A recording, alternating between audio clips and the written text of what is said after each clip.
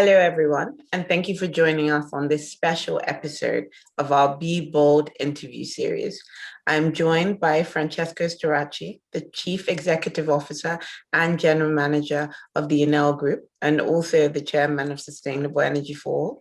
And together we have the honor of welcoming the Executive Vice President, Frans Timmermans, who leads the European Commission work on the European Green Deal and the first European climate law. Vice President Timmermans, let me start by thanking you for joining us and thanking for the leadership the European Union has demonstrated in both the COP26 process and also the high-level dialogue on energy by championing the critical themes of energy access and just transition. We're encouraged by the ambitious energy compacts we see from the EU. And I'm going to hand it over to my chair, Francesco, for the first question. Thank you, Damilola. And again, welcome, Vice President Timmermans.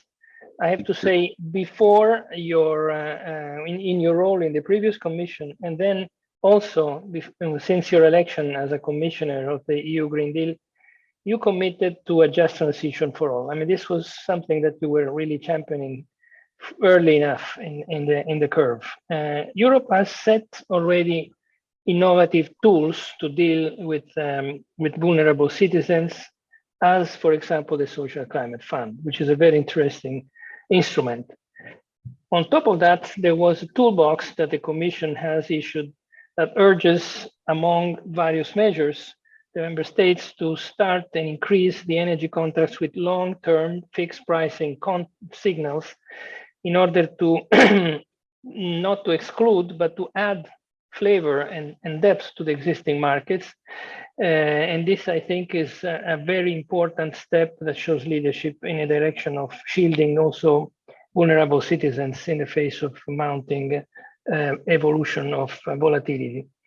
The energy transition is changing very much, and deep down the way in which our industry works, in the way in which we use energy, the way in which we will create wealth and well-being for everyone.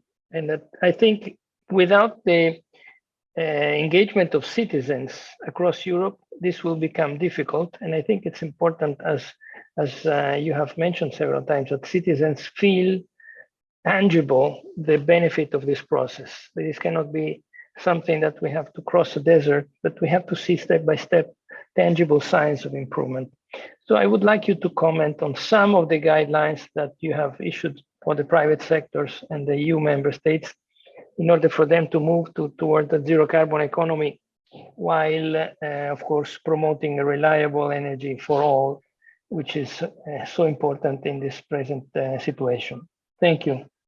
Well, thank you very much, Mr. Starace, for your question. Let me start by saying that the first conclusion we need to draw is that we can't continue like we're living now, because if we want to limit the rise of the temperature to 1.5 degrees, which is our goal, then we will have to change the way we live, and we have to change the very basis of our economy, which was always based on the element C, on carbon, and we have to get rid of that dependency on carbon, and that's a fundamental change because we've been depending on it for over 200 years. At the same time, we're in the middle of an industrial revolution caused by digitization. So that there is a lot of insecurity in our society is clear. And our citizens support our actions on tackling the climate crisis. They know we can't stay where we are. They also know where we need to end up. But the problem is to get from where we are to where we need to end up.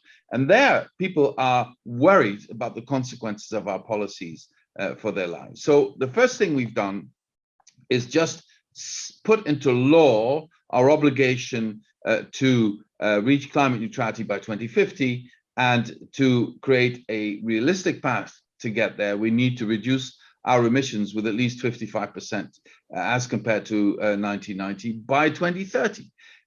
Now, in energy transition, that means very simply that we need to massively invest in renewable energy, because electricity will be in high demand and it has to be sustainable electricity. Now, the good news here is that this is becoming more and more affordable. If you just look at some of the numbers, and if you look at what's been happening over the last decade, the cost for instance, of solar PV globally dropped by 82%. So the cost across the board of renewables has fallen, with concentrated power also seeing a drop of 47%. Offshore wind cost reduced 40%. Sorry, that's onshore. Offshore is about 30%. The IEA, the International Energy Agency, told us last year that solar power can provide the cheapest electricity humanity has ever seen. So the short answer to this question is, of the challenge of growing electricity prices, is more and more and faster green transition. And I would say that's also the solution for the energy needs in Africa. If you looked at Africa, where only 600 million people have actually access to electricity, you have to make sure that everyone gets that proposition without going through the mistakes we made in the previous industrial revolution. So without increasing dependency on fossil fuels. And there, I believe, renewable energy combined with hydrogen is the best possible solution, the cheapest solution, and the fairest solution, because the huge advantage of renewable energy, especially solar and wind, is that you can decentralize it. You can have energy generation at local level, which would mean that everybody would have access to affordable electricity if you do it right. And that's where we want to invest. But of course, in Europe and outside Europe, you have regions that will be easier to convert to this, and others where it is more difficult. If dependency on coal, for instance, is huge, the transition is more difficult. So we have to make sure that the transition is just between continents and between countries, just within countries, between different levels of regions or cities, and just between people, because not everyone can afford higher energy prices or can even afford access to energy. So also all these things will have to be taken into account in your transition policy, because I want to insist on that, and I'll end on that. If you want people who know they need to end up somewhere else than where they are now, if you want them to have the audacity to jump towards that future, you have to be able to guarantee that we will leave no one behind, and that we will make sure that some people will not fall into energy poverty, and that this is a transition that everybody can be part of, and that the cost will be distributed in a way that is fair, so that people can actually bear the brunt of that cost. I think that is an essential element that is key in our European Green Deal. And I can't repeat this enough. If the transition is not just, there just will be no transition. Thank you so much, VP Timmermans. I think one of the key things we got out of there was how important a people-centered transition that is really just and fair really means, and understanding from someone like myself from the continent how difficult the transition would actually be, and recognizing that it's not every single country will have a different type of transition, but what we need to focus on is our goal, because we are within a climate crisis. So that leads me to my other question. Europe is already committed to promoting and accelerating the shift for energy end users, for driving the substitution of fossil fuels with renewable energy sources, as you've spoken about, in terms of solar, wind, and hydrogen, and promoting electrification across various platforms. And the main solution is to decarbonize the economy. During COP26, the EU showcased their 3 energy compacts, which were announced at the high-level dialogue on energy. In your view, why are these short-term commitments so critical to helping us achieve a net zero and a just and equitable energy transition? And at the international level, what is the EU expecting as the next steps? Well, first of all, the longer we wait, the more expensive it becomes and the more complicated it becomes, because the earlier you start, the less steep the curve is that you need to follow. The longer you wait, the steeper the curve, so the more intensive the investment will be needed, and more brutal will be the change. So we don't have a day to waste. We need to start immediately. Now, in our international agenda, in parallel to the processes we have under COP, we want to make sure that we go for things that can be easily achieved, because then you can show early results and that creates enthusiasm with people. We also want to take the measures that have the highest impact, that have the greatest potential, and that address the most urgent priorities. And the most urgent priority right now is electrification, based on renewables in regions such as Sub-Saharan Africa. Already said something about this. And I'm so glad to see that today, this afternoon, the French president announced that in his presidency of the European Union, he would like to see a new deal for Africa. And I like that idea very much, because our sister continent can only thrive if we work together, and we can only thrive if Africa thrives. It's that simple.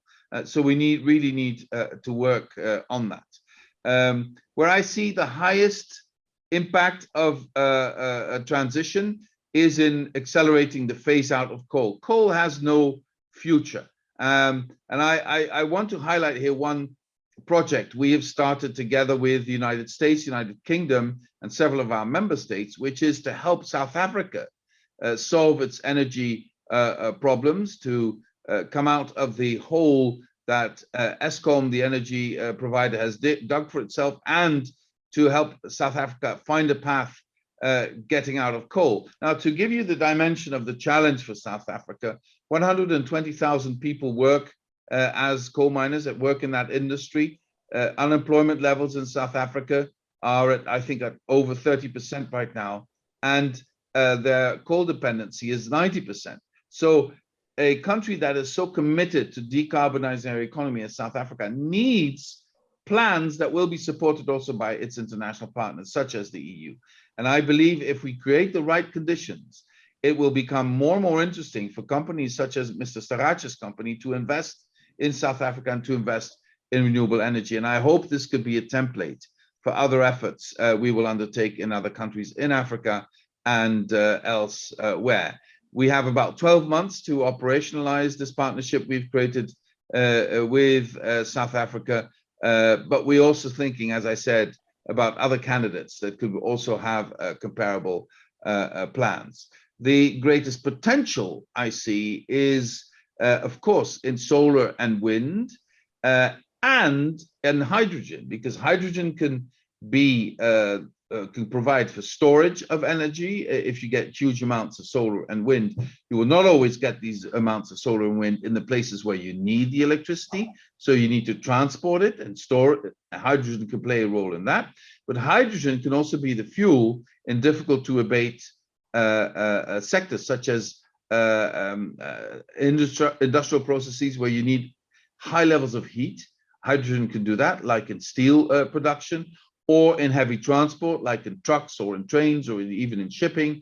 Hydrogen can be a great source. And since Africa has so much sun and also a lot of wind, the production of energy through solar panels and wind turbines can be very cheap, and therefore the production of hydrogen can be very competitive. I think that's a huge opportunity for Africa for its own development, but also for export markets. With our hydrogen strategy, I think we've made clear that this can be done. We will be able to produce more than 40 gigawatts of green hydrogen by 2030 in Europe.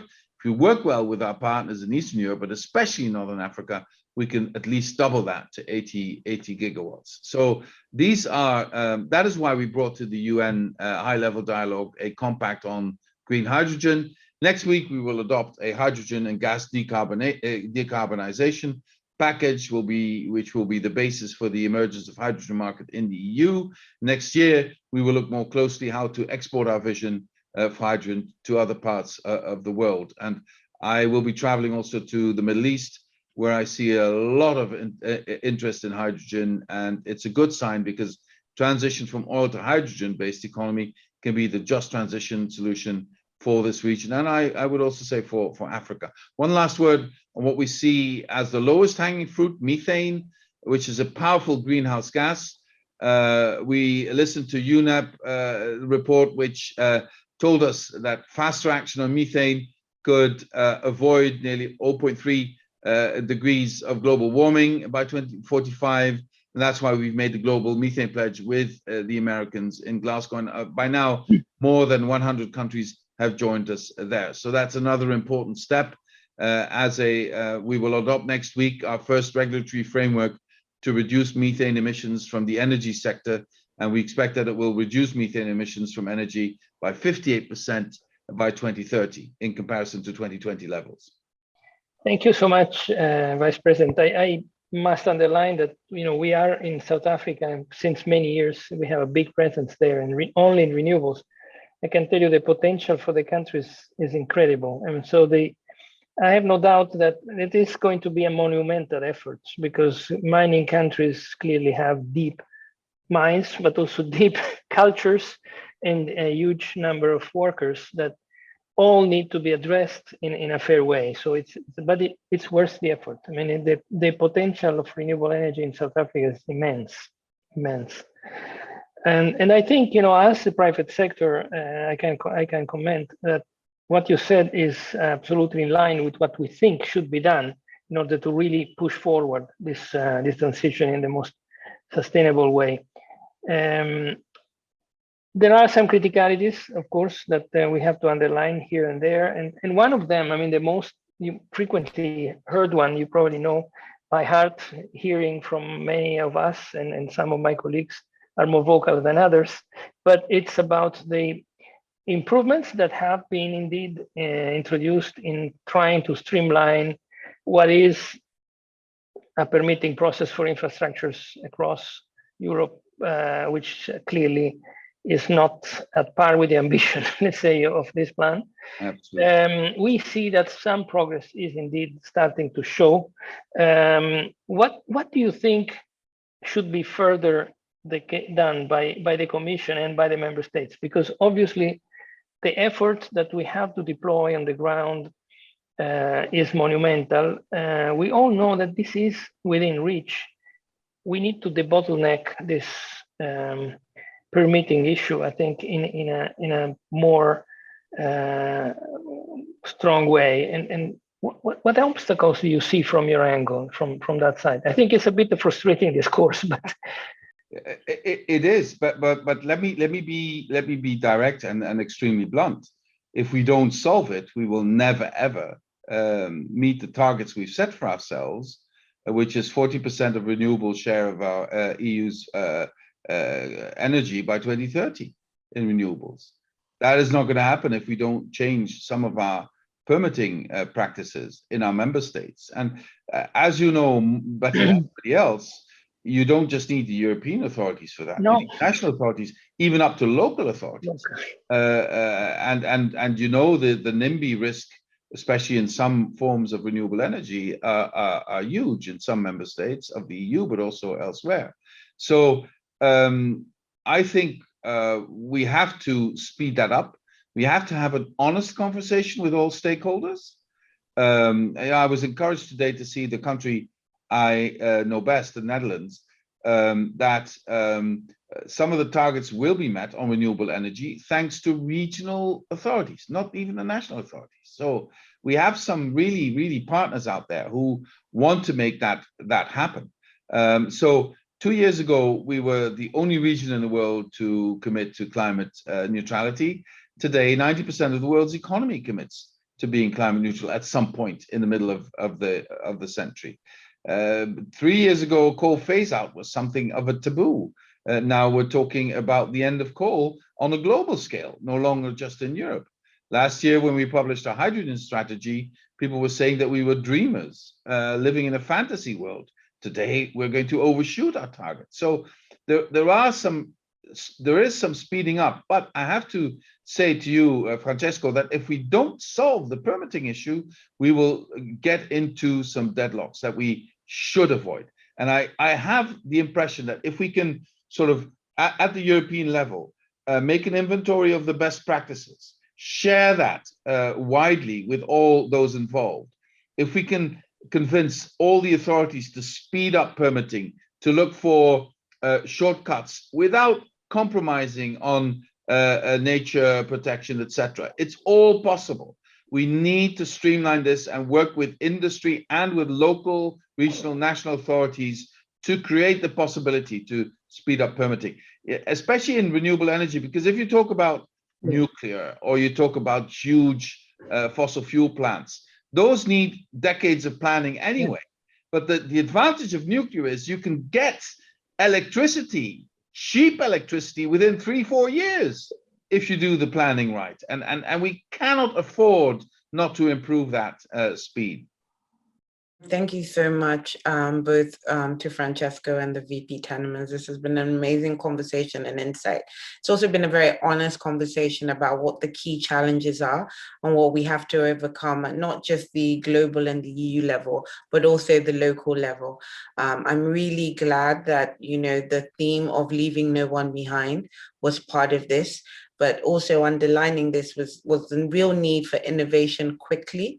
And we at Sustainable Energy for All, and especially with the strong insight of the African continent, of which Enel is also working with, would love to work with the EU on taking some of this collaboration forward. We realize it's such a huge issue. It's only really 8 years we have till 2030. It's important for everyone to realize that if we don't achieve some of the 2030 targets, especially Sustainable Energy for All, we cannot achieve our climate targets, and we do still have the risk of people focusing on very harmful fuels, like you said, like coal, if they do not find a viable alternative. So thank you very much for being part of the Be Bold series. Really looking forward to working with yourself and Francesco next year, and being a very, very critical year for us to keep on selling the message. And just thank you both for being ambassadors in terms of people raising ambition and, most importantly, just getting things done on ground. So thank you very much.